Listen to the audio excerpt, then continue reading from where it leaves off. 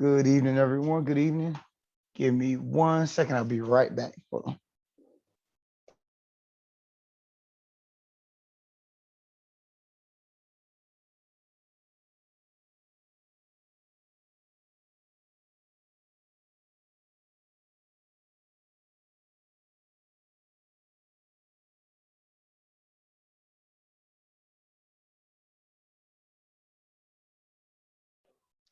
All right, sorry about that.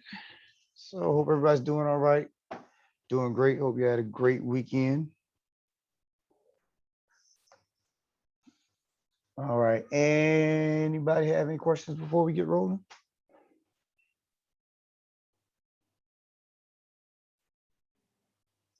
All right.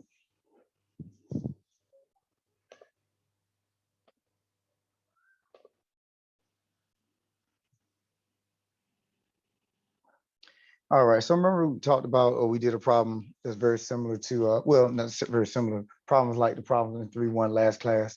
Answer a couple questions, did problems like problems that we have in 3-1. I said I would do at least one more of those and then get into 3-3. So I talk about derivatives. This was that problem last class, which I got that video if you didn't see it. But we can do one like this. Same directions.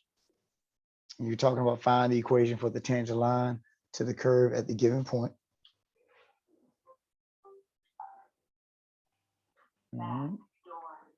This one I don't think is too involved like the last one, but let's check it out. So we have y equal to 16 square root of x, and we have the point 432. All right, so we know f of x is 16 square root of x. That's right.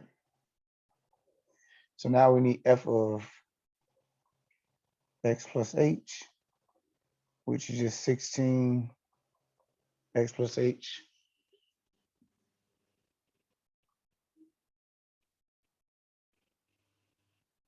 And now we'll do our difference quotient.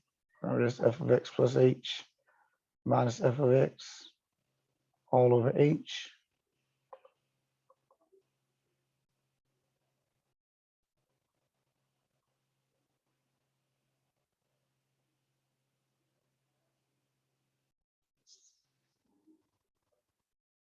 All right.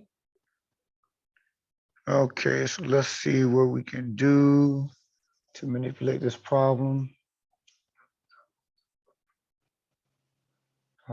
Multiply top and bottom of that.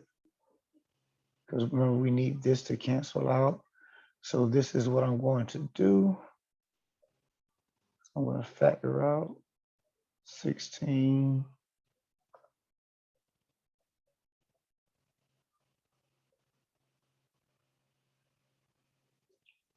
Remember, right now in this current state, if I were to plug 0 in, and we have to evaluate it, we plug 0 into our denominator. If I were to do that, then I'm still gonna have 0 in my denominator. So I need to be able to cancel out this h somehow. So yeah, I think that might do it. What I'm gonna try to do now is multiply top and bottom by the conjugate of this quantity right here. So we're gonna multiply .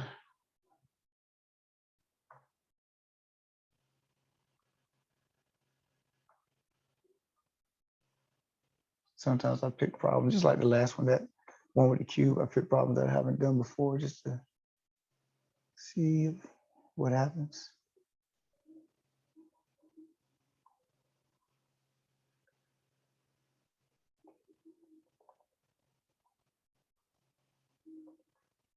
All right, so I'm multiplying top and bottom by the conjugate of this quantity right here. And that is just changing that middle sign to positive. And that's what I did right there.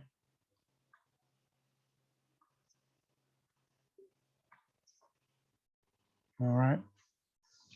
And when you may ask yourself, well, how do you know to do that? Well, the more things that you do, the more times you have practice, manipulating problems so that you can change what's going on, so that you can have something like h cancel out, or something along those lines, you'll notice certain things that you can do that will help you out in that process. So just one of the things that, only real option I see right now, and something else may open up as we go along. But so now the bottom is going to be H. I'm not going to distribute that. Hopefully that H will cancel out for us. But I need to multiply these two now together. Let's see, where do I want to put it?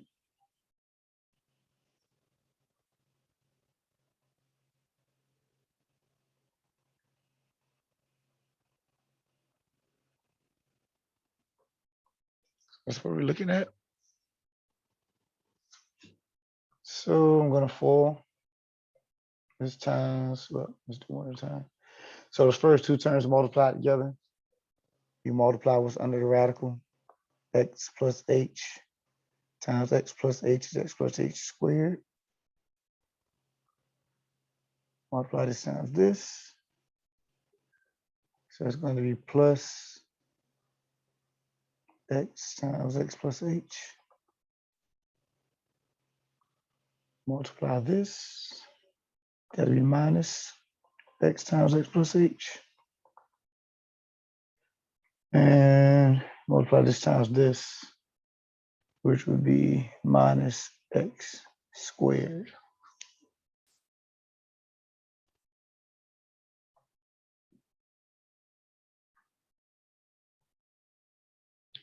So you see these middle terms cancel. X times x plus h under the radical will cancel. Also, we have this square and square root will cancel in both cases. So what is left is just x plus h minus x.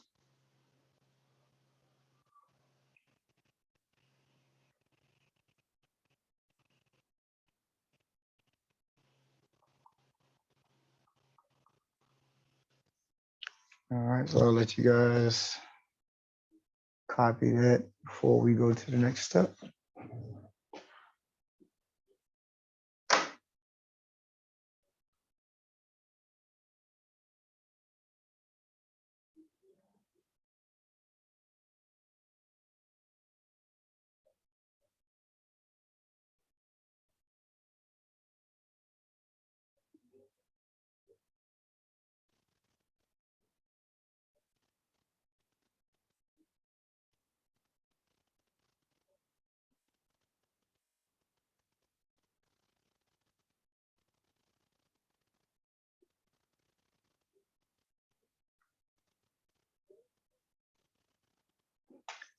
All right, everybody okay?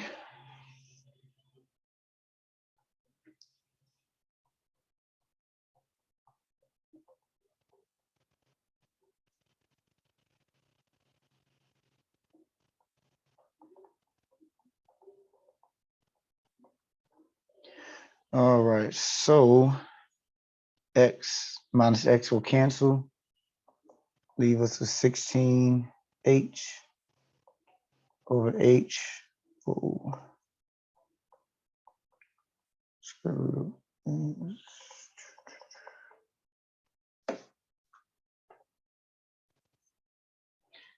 all right, 16h over h times the square root of x plus h plus square root of x. Now h over h can cancel. 16 over the square root of x plus h plus square root of x. And that's as simple as possible. So that's good for us. Because now if I were to put 0 in for h, it will not create 0 in my denominator. So let's apply the limit as h goes to 0 of that expression.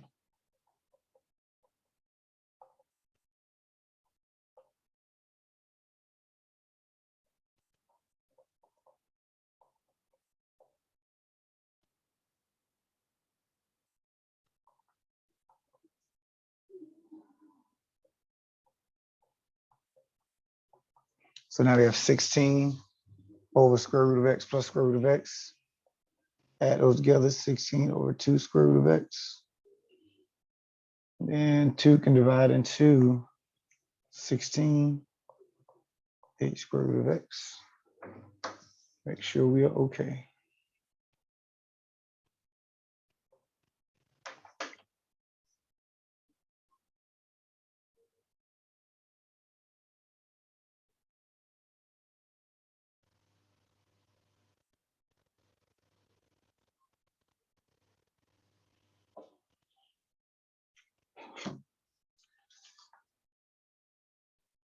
Everybody okay?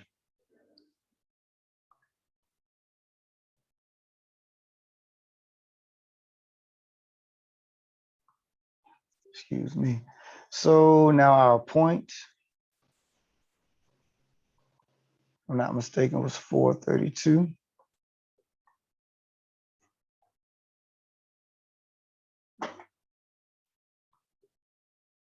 Don't forget, that's our x that we're going to plug in. I don't need to go there.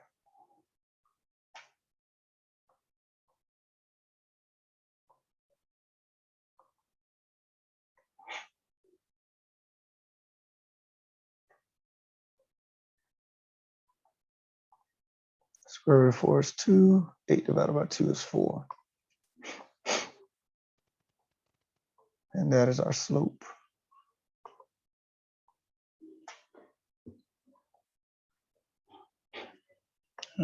I'll do this.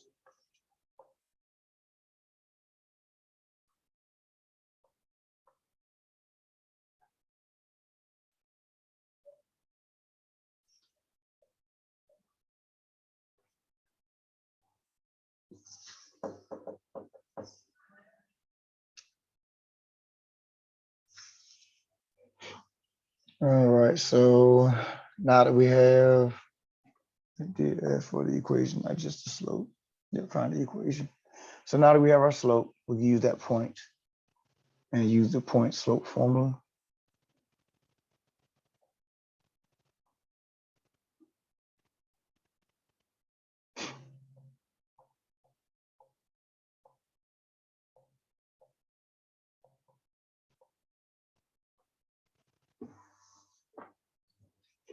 Plug in 32 for y, 4 for x, 4 for your slope.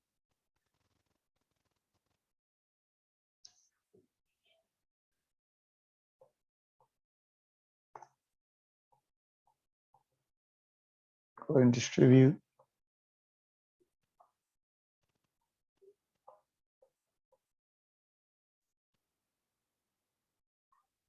Then add 32.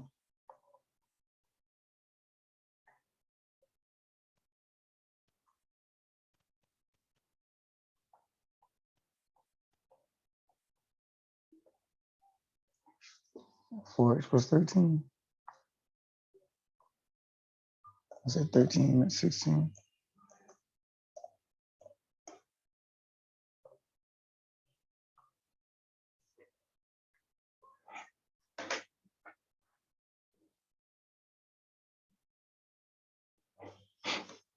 All right, questions on that before we look at some new notes.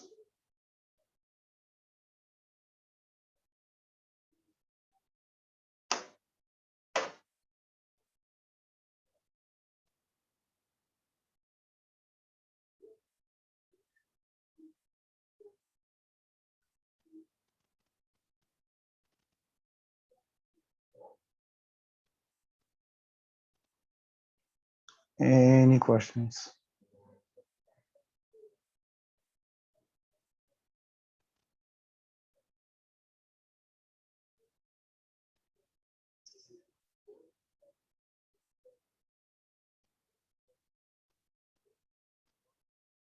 All right, can go to the next page.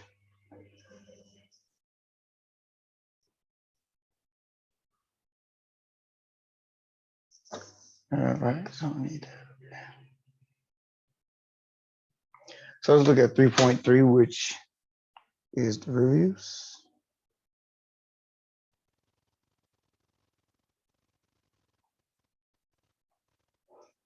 So the essence on derivatives is considered the essence of calculus.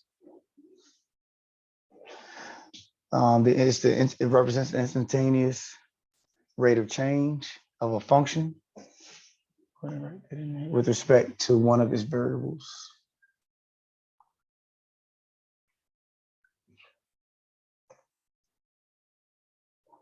It is the equivalent to finding the slope of the tangent line to the function at a point.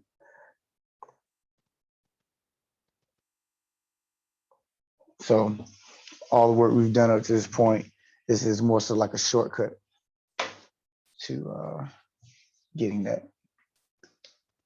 So that's why they went ahead and revisited the process outside of slopes. I mean, outside of derivatives.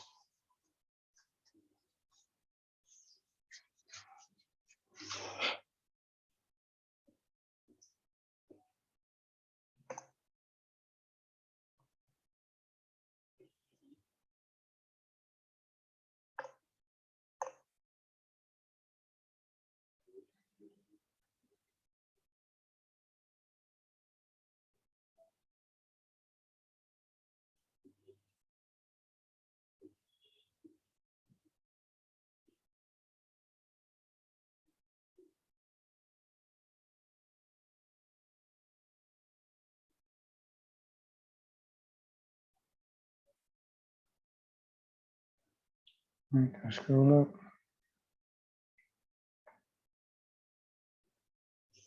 So first derivative we're looking at is the derivative of a constant. You know, a constant is a number that's not associated with a variable at all. It's not 5x, 7x, or anything like that. It's just 7, or it's just 5. So notice the notation df over dx. That's the derivative of function f with respect to x. So if you haven't dealt with derivatives ever or in a while, don't forget that that x at the bottom means the derivative with respect to x. So when we go to derive things or derive functions implicitly, what we are deriving with it with respect to will most definitely matter. But yep. And so if c represents a constant, whenever you take the derivative of a constant, the result will be 0. So that's what it says there.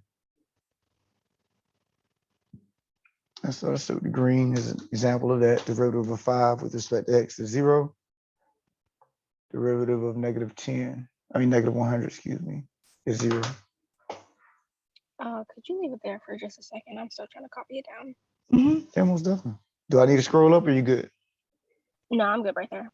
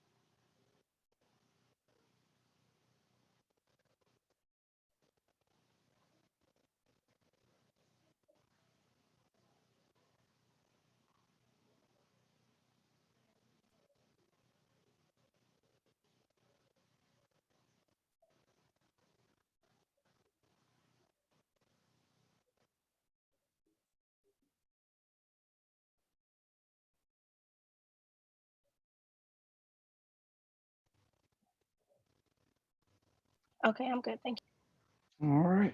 The problem.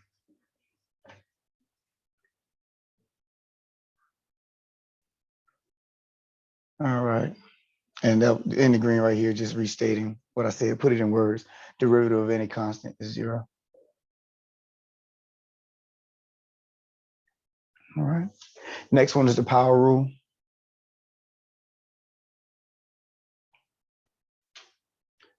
Notice in red it said let n represent any real number. So if I have x to the nth power, I'm going to take the derivative of that. Notice what happens here. You bring n down front, and then you subtract 1 from it. And that's your new exponent. Okay, notice the two things that happen. We took n, whatever the exponent is, bring it down front, and then we take that exponent, subtract 1 from it. So here, quick example of that. If I have the derivative of x to the third power, and notice it's with respect to x. If it's with respect to another variable, the outcome will be different. But we'll talk about that when we get there. So right now, we're just talking about taking the derivative of a term with respect to that variable. So you bring the 3 down front, subtract 1 from it, and that's 3x squared. That is derivative of x cubed. All right, bring the 3 down front, subtract 1 from the exponent.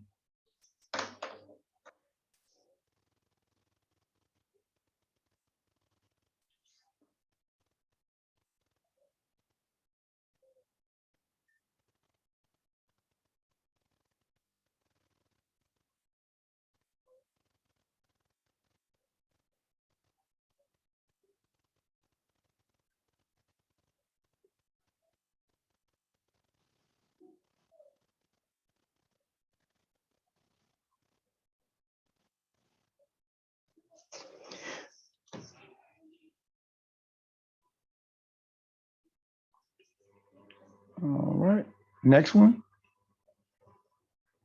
We have derivative of 2x to the fifth. So the 2, you can bring that out front. You don't have to apply the derivative to 2. You can just, apply it to x to the fifth. All right. And so apply the derivative to the x to the fifth. You bring the 5 down. And then that's 5 minus 1 for your exponent. And that's 2 times 5. That 2 that you didn't have to apply the derivative to, because remember the derivative of 2 is 0. But and we'll get the chain rule and see how all of this matches up. But as of right now, just recognize that you can just bring the 2 to the front, apply the derivative to x to the fifth power, bring the 5 down, subtract 1 from the 5 for your exponent. That's 4. 2 times 5 will give you 10 for your new coefficient. So your result is 10x to the fourth.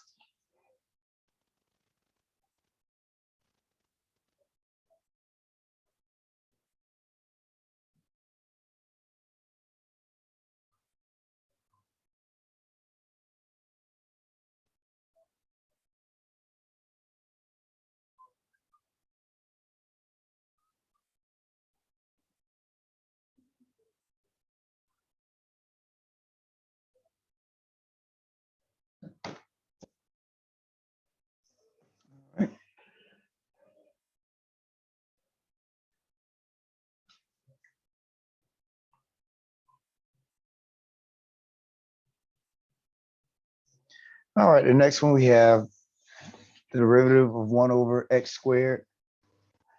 And so the first thing I did was I rewrote the function.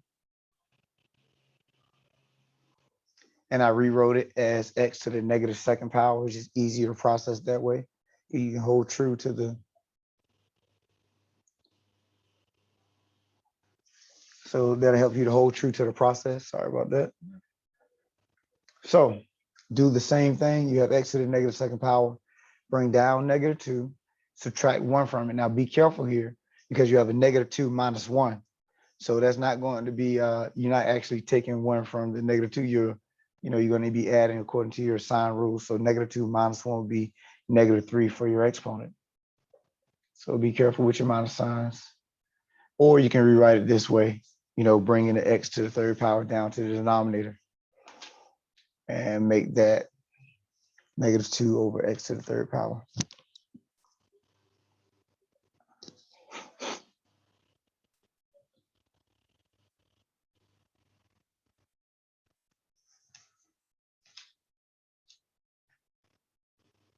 Questions? Any questions?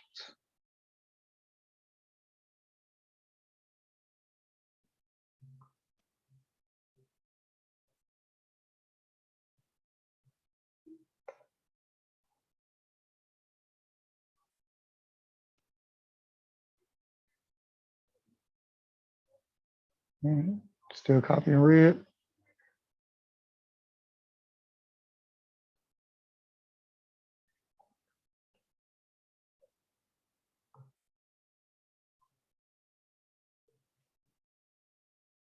All right, a few more rules.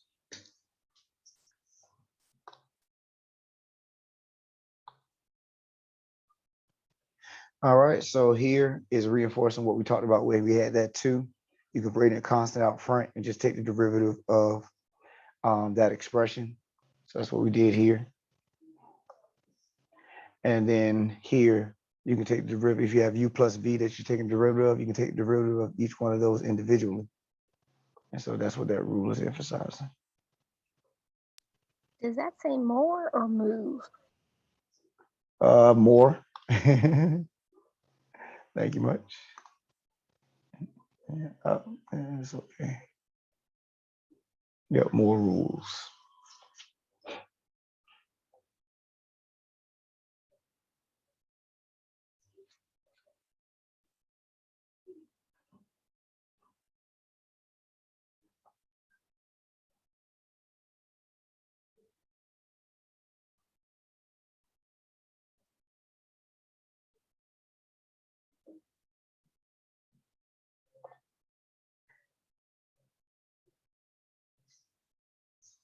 All right. So let's take the derivative of this equation. We have y is equal to x cubed plus 4/3 x squared minus 5x plus 1. So we can take the derivative of each piece individually. I'll go ahead and write that up there.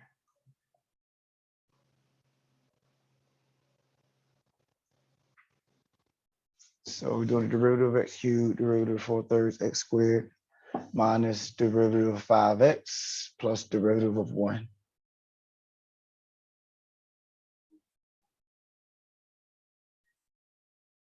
So follow the process. Bring your 3 down, subtract 1 from the exponent, that's 2. Bring your 2 down, subtract 1 from the exponent would be 1. 5x, bring 1 down because you know your exponent is 1 for just x, and then 1 minus 1 is actually 0. I'm gonna write 1. And then derivative of a constant here is always going to be 0.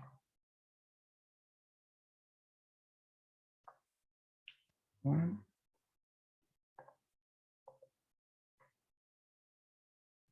So it's 3x squared. And here we had that 4/3 sitting on the outside. So 2 times 4/3 will be 8/3. Yeah, I just want to rewrite that just because of the process. So don't forget anything to the 0 power is 1. So just wanted to emphasize that. And we can finish it off.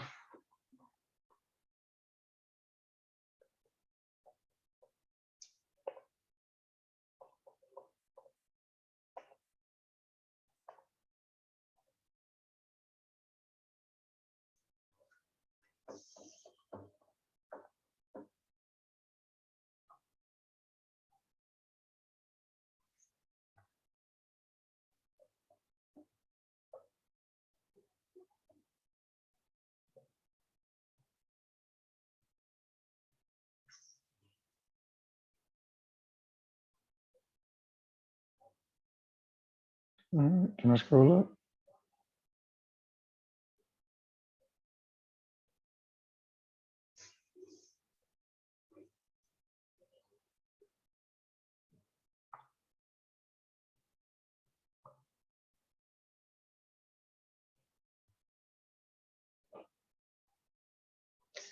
All right, so the next one is the product rule. We have a product rule and then a quotient rule.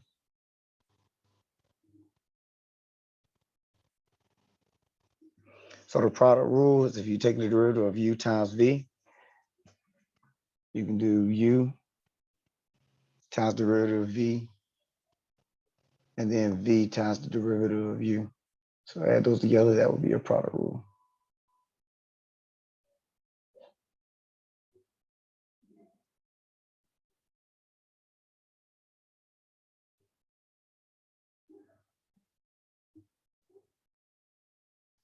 All right, so since we know we need those 4 pieces, we have 4 pieces here. We have u, derivative of v, v, derivative of u. So it's 4 pieces. We can go ahead and find those 4 pieces and then plug them into the formula. So we know what u is. If we call, I left my eraser on. Call this piece u, call this piece v. So you see I labeled it in the blue. we already know what u and v are. So now we need to go ahead and calculate or find derivative of u and derivative of v. So that's what I did here. U is x squared plus 1. Take the derivative of u. So you're going to bring 2 down, subtract 1 from it. That'll be 2x. And then derivative of 1 is just 0. So that's why we have 2x. And then here, v is x cubed plus 3. Bring your 3 down for your exponent, subtract 1 from it. That'll be 3x squared. And then once again, the derivative of any constant is 0. So that's why we just have 3x squared.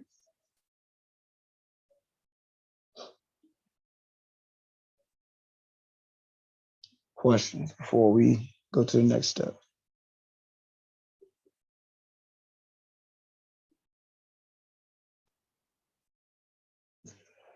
All right, so now we can plug in those pieces.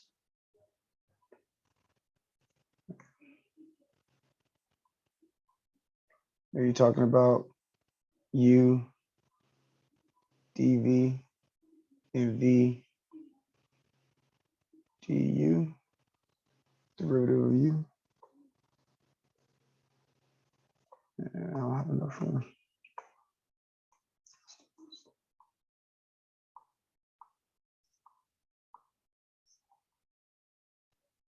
Must have not disappeared.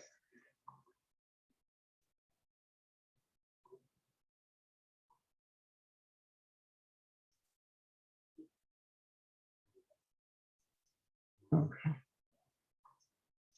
All right, so that's what we have. X squared plus 1 is u times derivative of v, which is 3x squared. Write that better.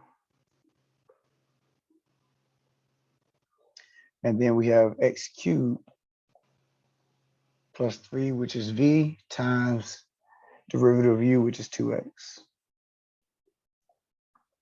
So now I can foil these two, then these two. That'll give us the result. 3x to the 4th plus 3x squared, 2x to the 4th plus 6x. Add those together with your like terms, and this will be the result.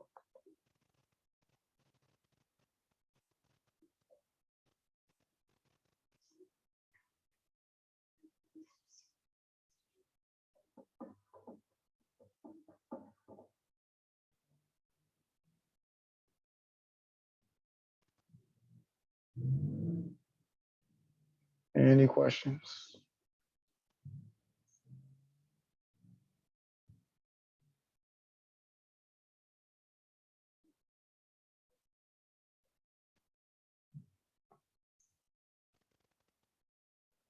All right, so the quotient rule is very similar. This time we have the derivative of u divided by v. Notice u times derivative of u with respect to x minus u, I said u, v times derivative of u with respect to x minus u times derivative of v with respect to x all over v squared. So this whole thing is your quotient rule.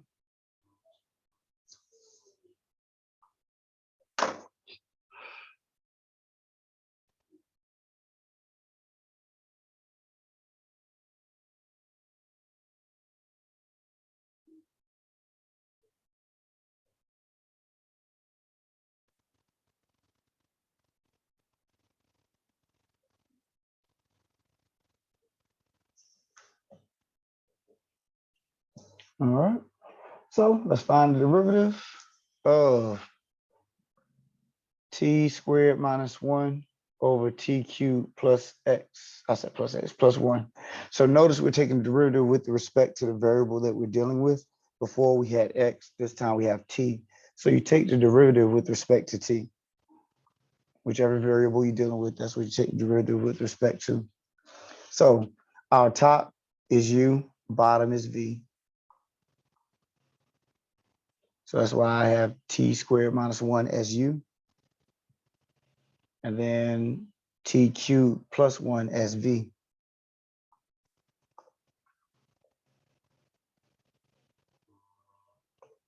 All right. Derivative of u is just 2t because you bring the 2 down, subtract 1 from your exponent. And you know the derivative of 1 is going to be 0. any constant will give you 0. Then derivative of v, bring your 3 down, subtract 1 from the exponent, that's 3t squared. And then derivative of 1, once again, is 0. So you just have 3t squared. So now that we have all 4 pieces, remember that's what we needed before. 1, 2, 3, 4.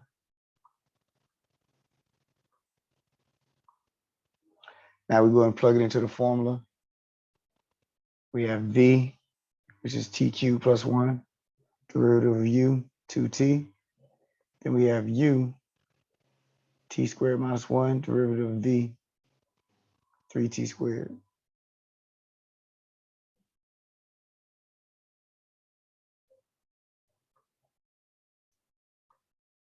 All right, problem with the substitution.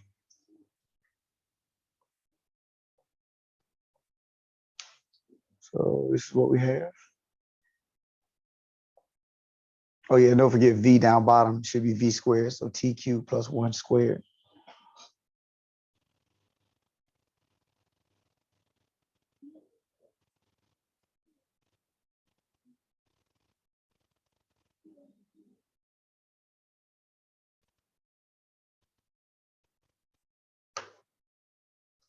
All right. So now let's simplify this expression. We're going to go ahead and distribute that negative and that 3t squared into that second quantity. And then into the first one, we'll distribute that 2t.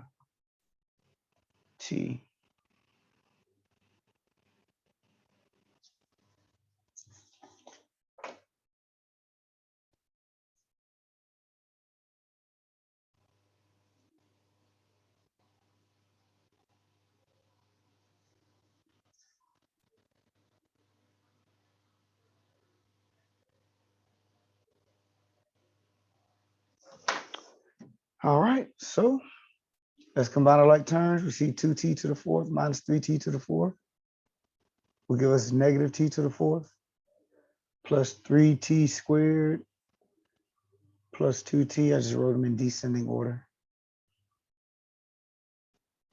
And that's it. That's all you have for that. Simplified it as much as possible. Of course, if you could be simplified further, you would be expected to do so. But this one wouldn't simplify any further.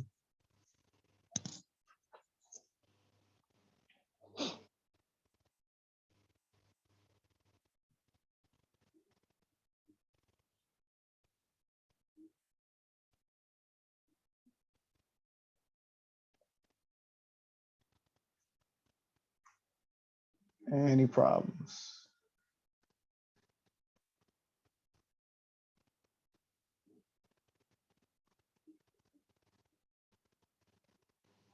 Right, done with blue. Okay. So notation, derivative of y with respect to x can be rewritten shorthand as y prime with that kind of apostrophe. So that's the first derivative of y with respect to x. That's just taking the derivative one time. Then here, that's derivative, the second derivative of y with respect to x. So when you have 2 apostrophes, we call that y double prime. And that's the second derivative of y with respect to x.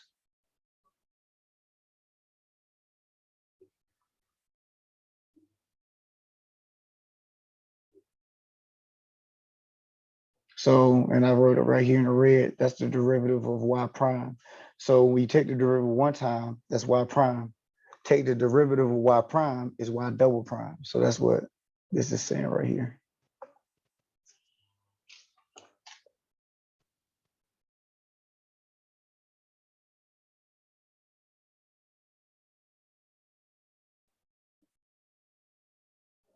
And then you also can have y triple. Really, you can have as many as you want as far as higher derivatives. You know, eventually you'll get to 0 if you keep going and going and going.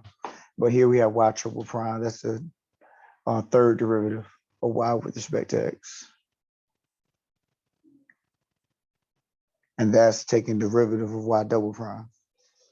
In other words, you take the derivative of that, you know, what you had 3 times. That's your triple derivative or third derivative.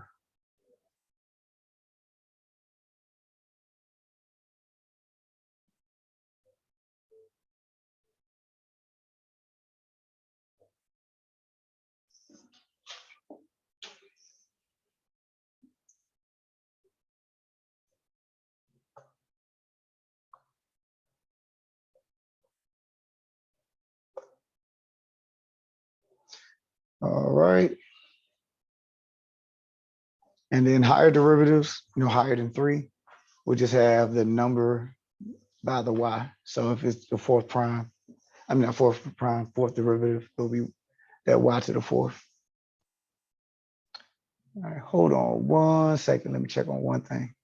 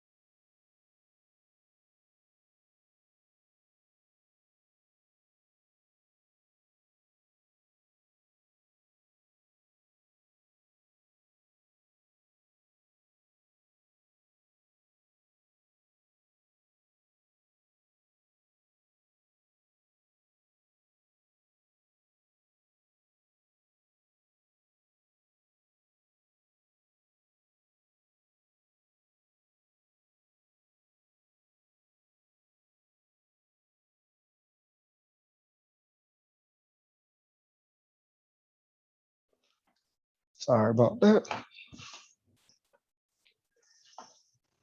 All right, any questions before we look at the next one?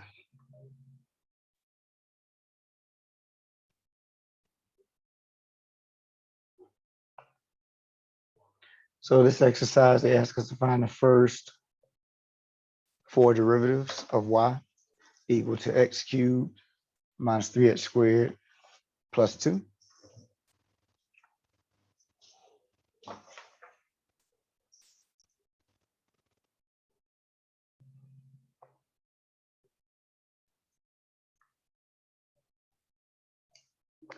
All right, so the first one, first derivative, you bring the 3 down, subtract 1 from your exponent, so that'll just be 3x squared.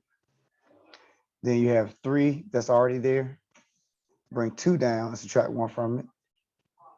So that'd be 3 times 2x, that'd be 6x. And then 2, which is a constant, you take the derivative of that, that will give you 0.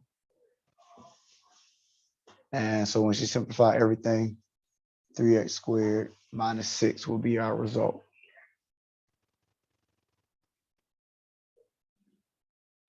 Any problems with the first derivative?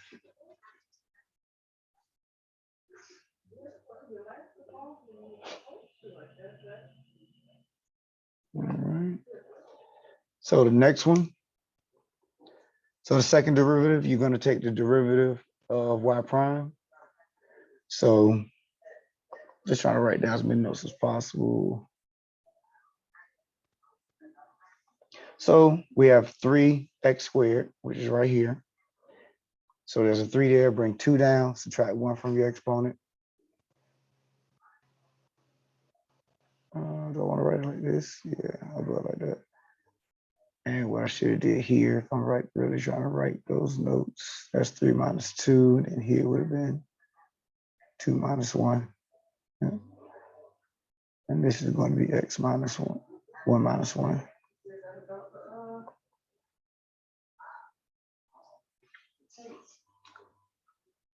All right, so once again, bring 2 down, 2 minus 1 for the exponent. So 3 times 2, 6x, and then with 2 minus 1 up top for your exponent is just 1. All right, and then that's going to be minus 6. It's going to be 0 for your exponent. So when you simplify this, this is going to be 6x minus 6.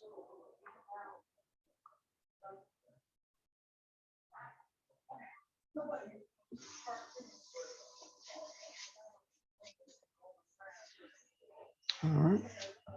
So following that same pattern of what we should be doing when it comes to, and I didn't put one right there, but it's all good. Taking the derivative, we got 6x minus 6 So that 6x would be 1 minus 1 for your exponent.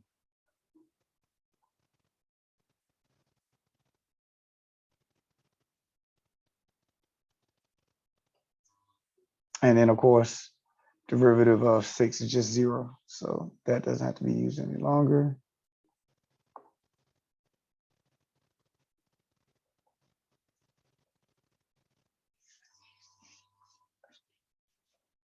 So that'll just be 6. And then the derivative of 6, which is a constant, is just 0.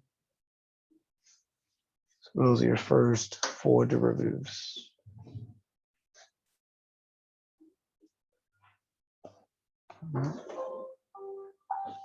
Questions? Any questions?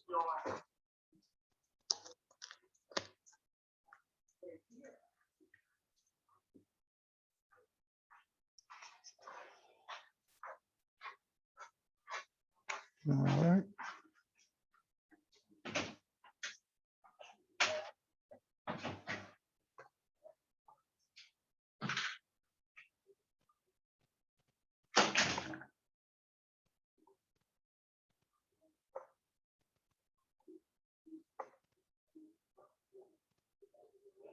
Scroll up. Good.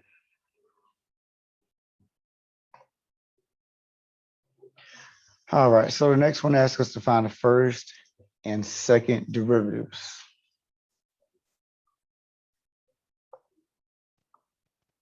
We're going to have to take this derivative twice. What I decided to do was to fully expand the expression in the numerator.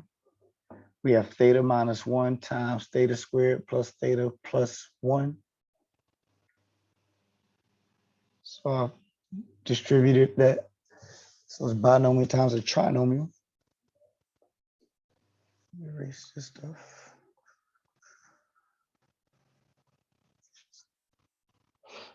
So theta times theta squared is theta cubed. Theta times theta is theta squared. Theta times 1 is just theta. Then negative 1 to each one, that's negative theta squared minus theta minus 1.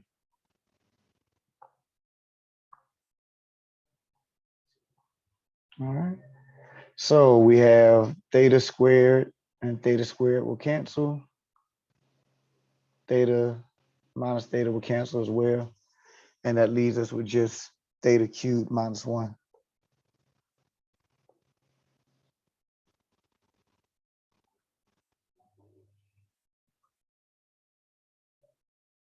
So now we go back to our expression. Don't forget we have theta cubed in our denominator. So I will go ahead and distribute that to both of our terms in our numerator. So that's theta cubed over theta cubed minus 1 over theta cubed. And of course, theta cubed over theta cubed reduces down to 1.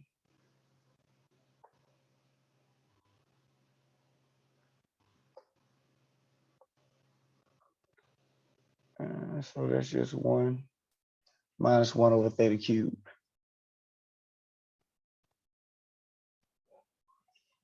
And I'll rewrite this 1 minus theta to the negative 3rd power. I didn't write it, I wrote it down here.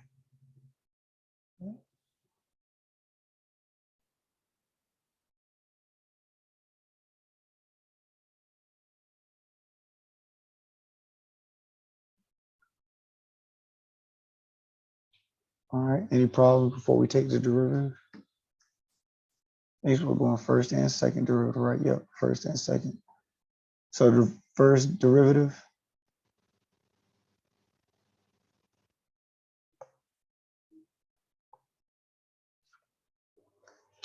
all right. So we take the derivative of 1, which is going to be 0. And don't forget this minus sign, don't lose that minus sign sitting there. Then take the derivative of, where did it go? Yep. Take the derivative of this.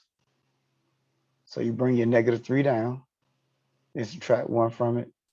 And that'll give me negative 4 as my exponent, but a positive 3 right here because of double negative. So that's 3 theta to the negative fourth power. So the answer could be either or. 3 theta to the negative fourth power or 3 over theta to the fourth power.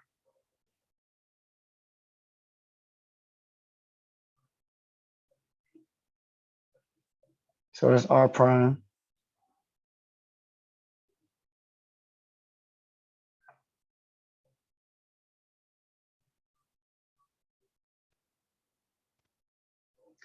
And then taking the derivative of R prime will give us R double prime.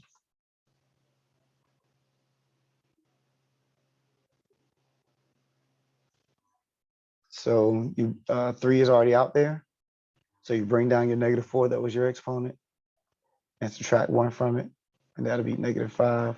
3 times negative 4 is negative 12. So it's negative 12 theta to the negative fifth power, or you can write it as negative 12 over theta to the fifth power. But either one of them, call them double prime. That's R double prime.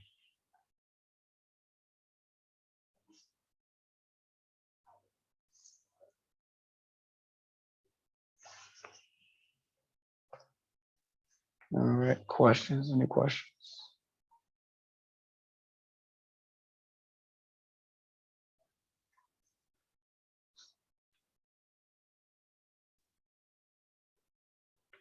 All right. So that's your first set of derivative formulas and using the derivatives. Any questions on anything? Anybody trying to think of stuff? Is everybody good?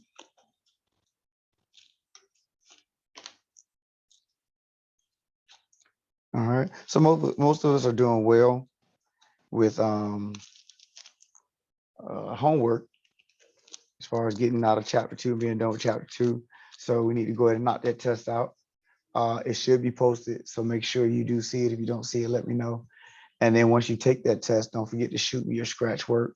We're talking about tests on chapter 2 work. So this won't be, of course, on chapter 2's test. Well, yeah, go ahead and get in there and knock it out so you can be done with chapter 2, and then we can roll on and focus on chapter 3. Next class we'll be looking at 3-4. Yeah, we'll look at 3-4.